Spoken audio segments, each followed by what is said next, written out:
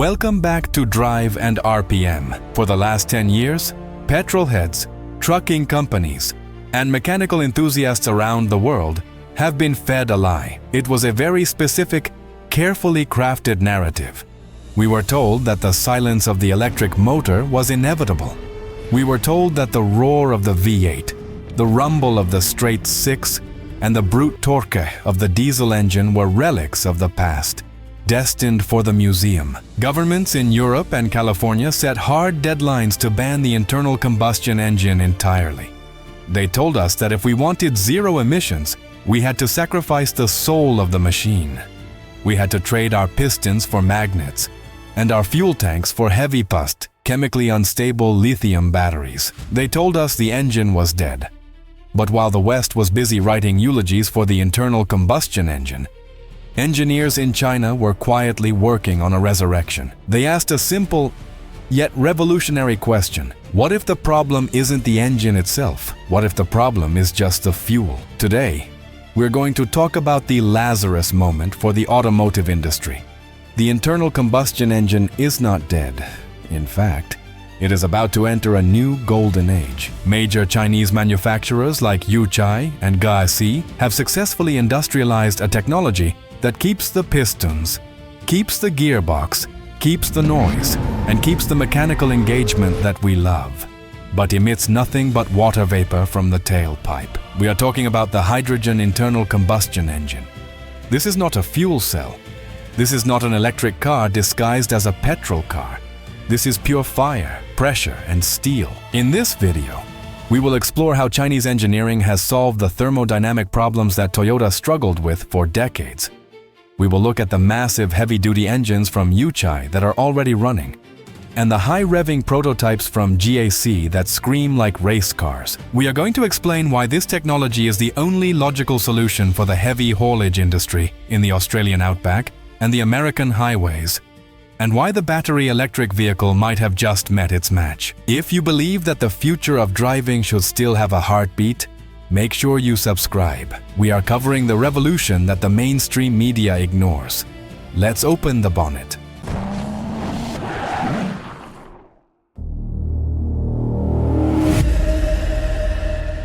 Why we need combustion. To understand why the hydrogen combustion engine is such a massive breakthrough, we first need to be honest about the limitations of the current EV-only version. The strategy. Don't get me wrong, electric cars have their place. For a city commuter in London or Shanghai, a small EV is fantastic. But this channel is about real machinery. It is about logistics, heavy haulage, and endurance. In these worlds, the battery is not a solution. It is a burden. Let's look at the physics. Lithium-ion batteries have a very low energy density compared to liquid fuel.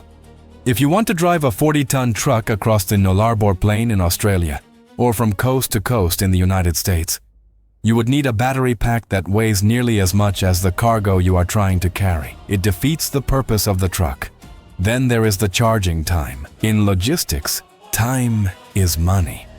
A diesel truck can refuel in 10 minutes and drive for another 1,000 kilometers. An electric truck needs hours connected to a megawatt charger that probably doesn't even exist in remote areas.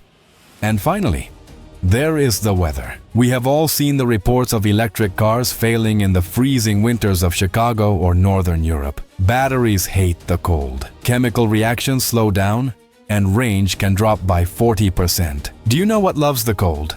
A combustion engine. Cold, dense air makes an engine run better. China realized this earlier than anyone else. While Europe was dogmatic about EV only, China adopted a multi-energy strategy. They understood that for heavy industry and enthusiast cars, combustion is simply superior. And now, they have the technology to prove it. So, how does this actually work? Is it magic? No, it is brilliant engineering applied to a proven concept.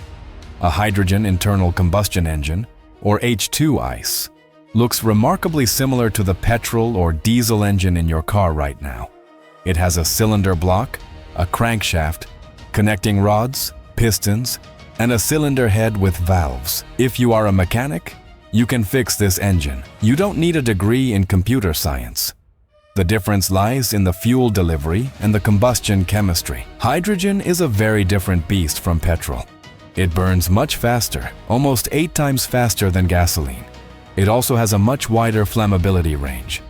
This means you can run the engine lean, using a lot of air and very little fuel, which boosts efficiency massively. However, hydrogen is tricky because it burns so easily. Early prototypes suffered from pre-ignition or backfiring. The fuel would ignite before the spark plug fired, simply because of the residual heat inside the cylinder.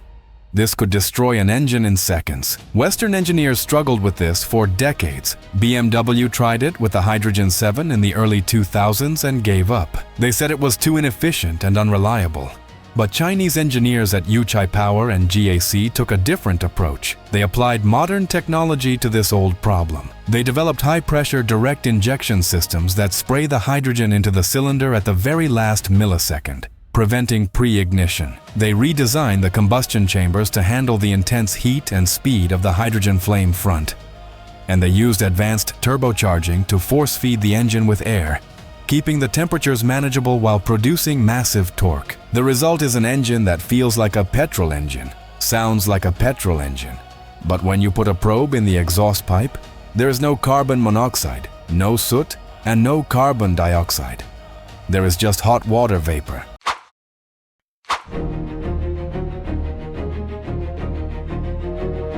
Let's talk about the hardware that is hitting the road right now. The biggest player in this game is Yuchai International. Yuchai is one of China's largest independent engine manufacturers. While we weren't looking, they launched the YCK05H series. This is a commercial-grade hydrogen internal combustion engine designed for trucks, buses, and municipal vehicles. The specifications are impressive. It features a high-pressure common rail hydrogen injection system and strictly controlled lean burn technology. By optimizing the injection timing and the air-fuel ratio, Yuchai managed to achieve a thermal efficiency remarkably close to their diesel counterparts. But they didn't stop at light trucks. They scaled it up. They unveiled the YCK16H, a massive 16-liter engine designed for heavy-duty mining trucks and long-haul semis. This monster produces nearly 600 horsepower and over 2,500 Newton-meters of torque. Think about that for a second. A zero-emission engine with 2,500 Newton-meters of torque. This is not a concept drawing. This is an engine capable of pulling a road train without carrying 5 tons of batteries. Yuchai has also solved the hydrogen embrittlement issue, where hydrogen weakens the metal components. By using specialized alloys and coatings for the valves, rings, and cylinder liners, they have created a machine that is as durable as a diesel, capable of running for 1,000,000 kilometers in harsh conditions. This is the technology that will keep the trucking industry alive in a carbon-neutral world.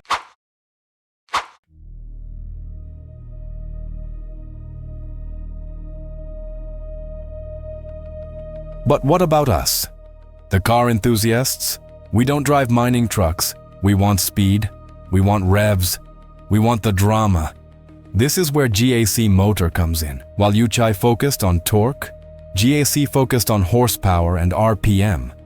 GAC revealed a 2.0-liter hydrogen engine that is seemingly built for the racetrack. It utilizes a newly developed combustion system that allows for higher engine speeds and a more aggressive power delivery. They claim a thermal efficiency of over 44%, which is higher than most petrol engines on the road today. But the most exciting part is the sound. Hydrogen burns violently and quickly. This creates a crisp, ED-sharp exhaust note that sounds incredibly aggressive. It is not the dull drone of a CVT hybrid. It is the mechanical symphony of explosions that we crave. Jack has been testing this engine in functioning prototypes, proving that you can have a family saloon or a sports SUV that refuels in 5 minutes and drives exactly like the cars we love. They are also working on solving the NOx issue. When you burn anything in air at high temperatures, you create nitrogen oxides. However, because hydrogen engines can run so lean with excess air, the combustion temperatures can be kept lower than in petrol engines, significantly reducing NOx. Any remaining trace amounts are easily handled by a standard catalytic converter. It is a solved problem. But China is faster. We have to give credit where it is due. Toyota was the first major company to try and save the Enthusiast engine. They famously raced a hydrogen Corolla in the Super Taikyu series in Japan. Akio Toyoda, the former CEO, drove it himself to prove a point. The enemy is carbon, not the engine. However, while Toyota was proving the concept on the racetrack, China was industrializing it for the mass market. This is a recurring theme in the 21st century. The West or Japan invents a concept, but China scales it. The Chinese government included hydrogen energy in its national strategic plan. They are building the Hydrogen Highway, a network of refueling stations stretching across the country. Because of this infrastructure support, companies like Yuchai, GAC, and FAW have the confidence to mass-produce these engines. They are not treating it as a science experiment. They are treating it as the next standard. While Ford and GM have put all their eggs in the EV basket, risking everything on a single technology, China has hedged its bets. If the battery revolution stalls due to material shortages or grid limitations, China will be the only nation ready with a mature, mass-produced zero-emission combustion engine. USA and Australia, let's bring this back to your reality. Why is this the silver bullet for countries like the United States, Australia, and the United Kingdom? It comes down to geography and culture. In the Australian outback, a breakdown in an electric vehicle can be fatal. You cannot carry a jerry can of electricity, but you can carry hydrogen or refuel at depots that look and function just like petrol stations. For the American trucking industry, which moves 70% of all freight in the USA, the hydrogen combustion engine allows them to keep their existing business model. They don't need to change their schedules to accommodate 4-hour charging stops. They don't need to sacrifice payload for battery weight. They can keep rolling. And for the UK, where petrol prices are exorbitant and emission zones are expanding, a hydrogen conversion offers a lifeline for classic cars and commercial fleets. Imagine being able to drive into London's ultra-low emission zone in a V8, legally, because it emits nothing but water. This technology bridges the gap between the past and the future. It doesn't ask us to destroy our heritage, it allows us to upgrade it. The engine lives on. The narrative is changing. The EV or nothingness mentality is crumbling under the weight of reality. Sales of EVs are slowing down in the West as early adopters run out and regular people realize the logistical headaches. Meanwhile, the internal combustion engine is evolving. It is shedding its dirty reputation and emerging as a clean, high-tech powerhouse. The 53% thermal efficiency diesel engine we discussed in the last video proved that China dominates efficiency. This hydrogen engine proves that they also dominate innovation. They are saving the rumble, the roar, and the soul of driving. The V8 is not dead. The straight six is not dead. They have just changed their diet. So, the next time someone tells you that you will be forced to drive a silent, soulless appliance in 10 years, tell them to look at what is happening in China. The pistons are still pumping. The fire is still burning. And the future sounds a lot better than we were told. We are growing this channel faster than any other automotive tech channel because we tell the truth about engineering. If you want to stay ahead of the curve and support the survival of the combustion engine, hit that subscribe button right now. I want to hear from you in the comments. Would you buy a hydrogen V8 that makes noise and shifts gears? Or do you prefer the silence of an EV? Let the debate begin. Thanks for watching, and I'll see you in the next one.